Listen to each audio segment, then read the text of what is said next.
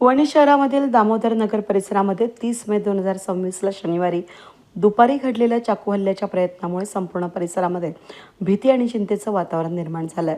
जुन्या वादाची कुरापत काढून आलेल्या दुचाकीवरून दोघांनी राहुल भास्कर मोरे यांच्यावर धारदार शस्त्रानं जीवघेणा हल्ला करण्याचा प्रयत्न केल्याची घटना घडली. सुदैवाने राहुल मोरे यांनी प्रसंगावधान राखून वार चुकवल्यानं मोठी जीवितहानी टळली आहे. या घटनेनंतर ग्रामस्थ आणि पोलिसांनी आरोपींचा सिनेस्टाईल पाठलाग करून दोघांना ताब्यात घेतल्यानं परिसरात मोठी चर्चा रंगली. मिळालेल्या माहितीनुसार राहुल भास्कर मोरे हे फिर्यादी, वय वर्ष 35, कसबे वणी, तालुका दिंडोरी या ठिकाणी राहत असून दामोदर नगर परिसरातील आपल्या दुकानाजवळ शनिवारी दुपारी उपस्थित असताना आरोपी कृष्णा संतोष चव्हाण आणि गुरुराज बाबूलाल चव्हाण हे दोघेही राहणार नवनाथ नगर पेठ रोड नाशिक या ठिकाणचे होते. त्या ठिकाणाहून आले होते. 15 दिवसांपूर्वी झालेल्या किरकोळ वादाचा राग मनात धरून आरोपींनी राहुल मोरे यांच्याशी हुज्जत घालण्यास सुरुवात केली. काही वेळातच वाद विकोपाला गेला आणि आरोपींनी धारदार चॉपर काढून राहुल मोरे यांच्यावर हल्ला करण्याचा प्रयत्न केला. अचानक झालेल्या या हल्ल्यामुळे परिसरात एकच गोंधळ उडाला. आरोपींनी केलेला वार राहुल मोरे यांनी चपळाईनं चुकवला, मात्र या झटापटीत त्यांना दुखापत झाली. प्रत्यक्षदर्शींच्या मते आरोपी अत्यंत आक्रमक पद्धतीनं वागत होते आणि परिसरात दहशत निर्माण करण्याचा प्रयत्न करत होते. हल्ल्यानंतर आरोपींनी घटनास्थळावरून दुचाकीवरून पळ काढला. विशेष म्हणजे पळून जातानाही त्यांच्या हातात धारदार शस्त्र होती. घटनेची माहिती मिळताच स्थानिक नागरिकांनी धाडस दाखवत आरोपींचा पाठलाग सुरू केला.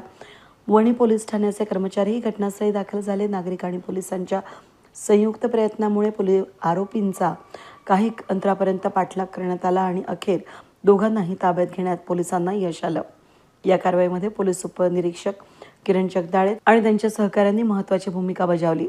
या प्रकरणी वणी पोलीस ठाण्यामध्ये गुन्हा क्रमांक 136/2026 दाखल करण्यात आला असून पुढील तपास सहाय्यक पोलीस निरीक्षक गायत्री जाधव यांच्या मार्गदर्शनाखाली पोलीस उपनिरीक्षक किरण जगदाळे करीत आहेत.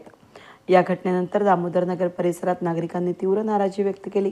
परिसरात असलेल्या मद्यविक्री दुकानांमुळे अनेक वर्षांपासून कायदा आणि सुव्यवस्थेची समस्या निर्माण होतीये. आरोप स्थानिक नागरिकांनी केला असून मद्यपींकडून वारंवार होणारी शिवीगाळ, भांडणं, मारामाऱ्या, महिलांची छेडछाड, सार्वजनिक ठिकाणी मद्यपान, वाहतूक कोंडी यामुळे नागरिकांचं जगणं असुरक्षित बनलं असल्याची भावना व्यक्त करण्यात आली आहे. विशेष म्हणजे याच कारणांमुळे ग्रामपंचायतीच्या ग्रामसभेत संबंधित मद्यविक्री दुकानं दामोदर नगर परिसरामधून स्थलांतरित करण्याचा ठराव यापूर्वी मंजूर करण्यात आला. मात्र ग्रामसभेचा ठराव झाल्यानंतरही त्याची प्रभावी अंमलबजावणी झालेली नाही. परिणामी परिसरातील नागरिकांमध्ये प्रशासनाविषयी नाराजी वाढत असून मद्यविक्री केंद्रांभोवती निर्माण होणाऱ्या सामाजिक समस्यांकडे दुर्लक्ष होत असल्याची भावना व्यक्त केली जाते. स्थानिक नागरिकांच्या मते या परिसरात अनेकदा रस्त्यावरच मद्यपींची गर्दी होत असल्यानं वाहतुकीला अडथळा निर्माण होतो. किरकोळ वादामधून मोठ्या मारामाऱ्या झाल्याची घटनाही घडल्यात. आता थेट चॉपर हल्ल्याचा प्रयत्न झाल्यानं परिस्थिती किती गंभीर बनली आहे हे या घटनेवरून स्पष्ट होत असल्याचं नागरिकांनी सांगितलं.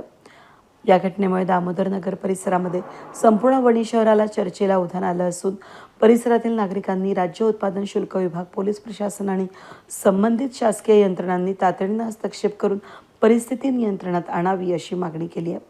अन्यथा भविष्यामध्ये आणखीन गंभीर घटना घडण्याची शक्यता नाकारता येत नसल्याची भीती स्थानिक नागरिकांनी व्यक्त केली आहे. वेद न्यूजसाठी प्रतिनिधी सागर मोर, वणी.